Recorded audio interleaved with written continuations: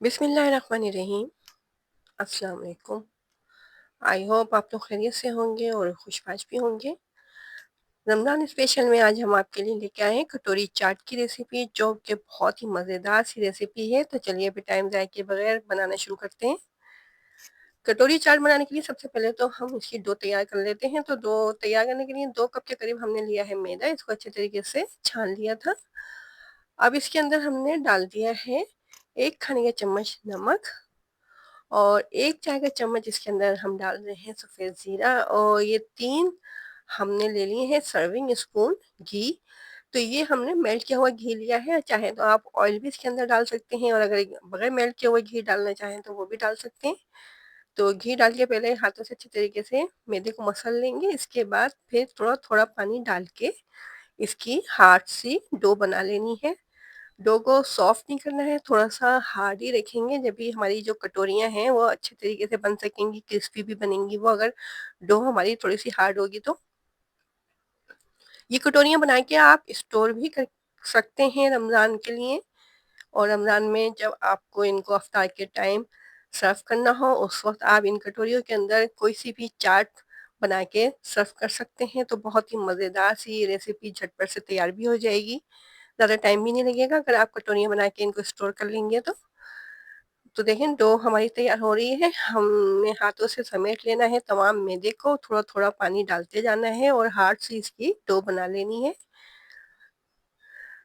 हम आप इससे पहले आपके साथ पापड़ी की रेसिपी भी शेयर कर चुके हैं, जो कि बहुत ही ज़्यादा क्रिस्पी सी बन के तैयार होती है, और इसको भी आप स्टोर कर सकते हैं रमज़ान के लिए। पापड़ी तो वैसे भी रमज़ानों में छोलों की चाट में, दही बड़ों वगैरह में बहुत ज़्यादा इस्तेमाल होती है, तो इसको बना के आप स्टोर करके रख सकते हैं रमज़ान के लिए। तो रमज़ान में आसानी के साथ आप इनको इस्तेमाल में ला सकते हैं। तो इसी तरह से ये जो हम कटोरी चाट बना रहे हैं, ये कटोरियाँ भी आप बना के इनको स्टोर कर सकते हैं। ये इनको आप एयर टाइट बॉक्स के अंदर रख लें किसी में, ठंडा करने के बाद तो ये क्रिस्पी रहेंगी।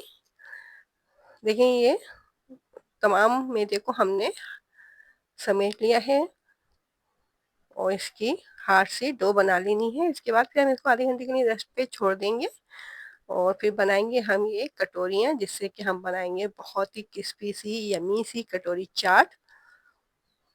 देखिए मैदे की डो जो है ये तैयार हो गई है। अब हाथों को हल्का सा ऑयल से ग्रीस करके ऊपर से इसके ऑयल लगा देंगे, और उसके बाद फिर इसको कवर करके आधे घंटे के लिए रेस्ट पे छोड़ देंगे, ताकि मैदा जो है अच्छे तरीके से फूल जाए। देखें आपको दिख रहा होगा कि कितनी हार्ड सी डो तैयार हुई है। इसको हमने सॉफ्ट नहीं किया है। हल्का सा इसके ऊपर हमने ऑयल लगा दिया है। अब इसको कवर कर देंगे और आधे घंटे के लिए रेस्ट पे छोड़ देंगे। तो देखें आधा घंटा हो चुका है। अब हमने ले लेना है एक बड़ा सा पेड़ा। इस तरह से देखें हमने, और हमने काउंटर को ना ही मैदे से डस्ट किया है, ना ही ऑयल वगैरह हमने लगाया है, क्योंकि इसके अंदर मैदे की डो के अंदर जो ऑयल है वही काफ़ी है, इससे भी चिपकेगा नहीं बिल्कुल भी काउंटर पे। अब इसको रोलिंग पिन की मदद से बेल लेंगे। बहुत ज़्यादा पतली भी नहीं रखना है हमें चपाती को, और ज़्यादा मोटा भी नहीं रखना है। मेरे इस तरह से बड़ी सी इसकी रोटी बना लेनी है।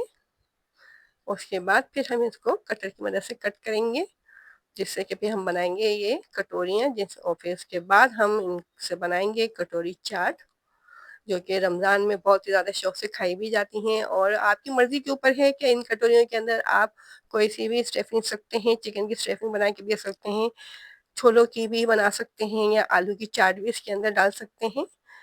तो इस तरह से देखें ये हमने बड़ी सी रोटी इसकी बना ली है। ये कितनी मोटी है ये, ज़्यादा पतला नहीं रखिएगा, इसको थोड़ा मोटा ही रखिएगा। ये देखें ये हमने बड़ा वाला कटर लिया है राउंड शेप का। तो इस तरह से जो रोटी हमने बनाई है इसे इस राउंड शेप से कट कर लेते हैं,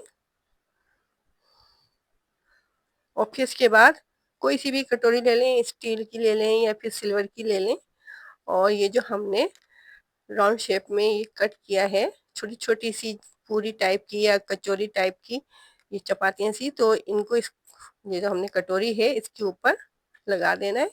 तो कटोरी को चाहें तो हल्का सा ऑयल से ग्रीस कर लें। इस वक्त हमने कटोरी को ऑयल से ग्रीस नहीं किया है। इस तरह से देखें ये उंगलियों से प्रेस करके इसको हम ऊपर लेके आ जाएंगे, तो इस तरह से ये कटोरी शेप में आ जाएगा। उंगलियों की मदद से इसको प्रेस करके हम ऊपर लेके आ रहे हैं। अगर आप ज़्यादा यानी बड़ी कटोरी हो आपकी, तो फिर आप थोड़ा-सा बड़ा इसको राउंड शेप में कट करके फिर इसको कटोरी के ऊपर लगाइएगा। तो हमारे पास थोड़ी ज़्यादा बड़ी कटोरी नहीं थी, तो इसीलिए हमने थोड़ा छोटी-सी ही ये राउंड शेप में कट करी है। इस तरह से देखें, उंगलियों को प्रेस करके हमने इसको ऊपर कटोरी के लेके आ गए हैं। ऑयल को गर्म करने के लिए रखा हुआ है हमने। तो हमने ये कटोरी के ऊपर ऑयल नहीं लगाया था, तो जब हमने इसको फ्राई किया तो ये निकली नहीं थी। तो इसको फ्राई करने के बाद ठंडा कर लें, तो फिर ये ठंडा होने के बाद निकल जाएगी कटोरी पे से। देखिए इस तरह से हमने इसको लगा दिया कटोरी के ऊपर। अब ये मीडियम फ्लेम पे इसको हमने ऑयल के अंदर डाल दिया है और इसको हम फ्राई करेंगे इतनी देर तक, जब तक कि ये गोल्डन नहीं हो जाती है, इतनी देर तक इसको फ्राई करना है। जब इसके ऊपर गोल्डन कलर आ जाएगा तो उसका मतलब है कि ये फ्राई हो चुकी है।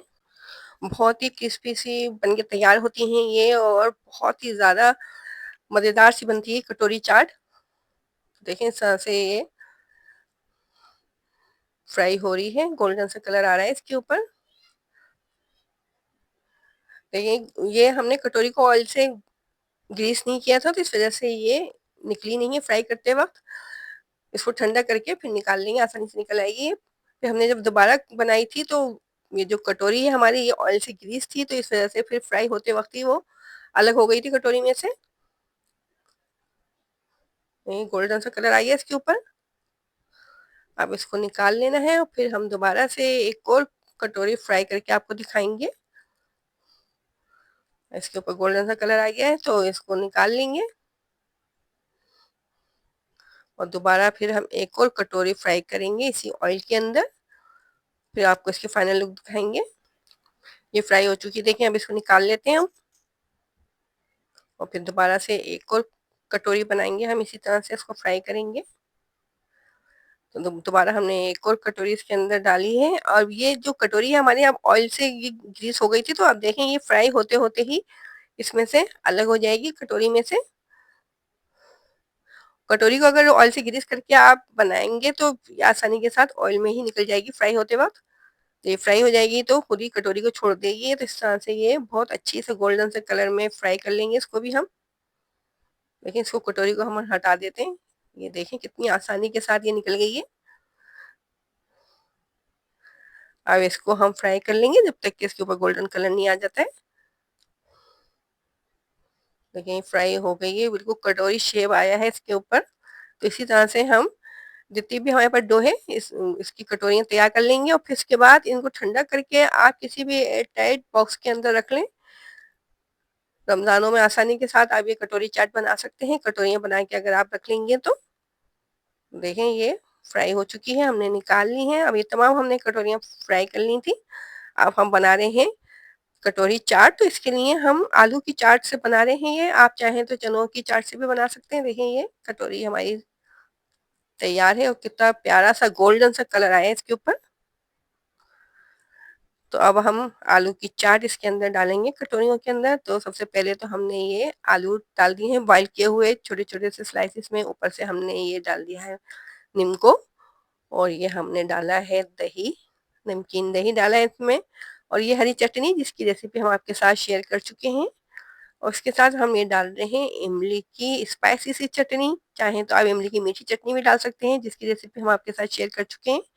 ऊपर से टमाटर डाले, थोड़ी सी चौकी हुई प्याज, हरी मिर्चें, हरा धनिया, और ये थोड़ा सा चाट मसाला ऊपर से स्प्रिंकल कर दिया। तो इस तरह से बहुत ही यमी सी ये कटोरी चाट रेडी हो गई है। तो अगर आपको कटोरी चाट की रेसिपी पसंद आई है और चैनल पे आप नए भी आए हैं, चैनल को सब्सक्राइब भी नहीं किया है, तो जल्दी से चैनल को सब्सक्राइब कीजिए, रेसिपी को लाइक कीजिए, हमारे चैनल को अपने दोस्तों और रिश्तेदारों के साथ शेयर कीजिए। अपना ख्याल रखिए, अपने से जुड़े लोगों का ख्याल रखिए। अल्लाह हाफिज।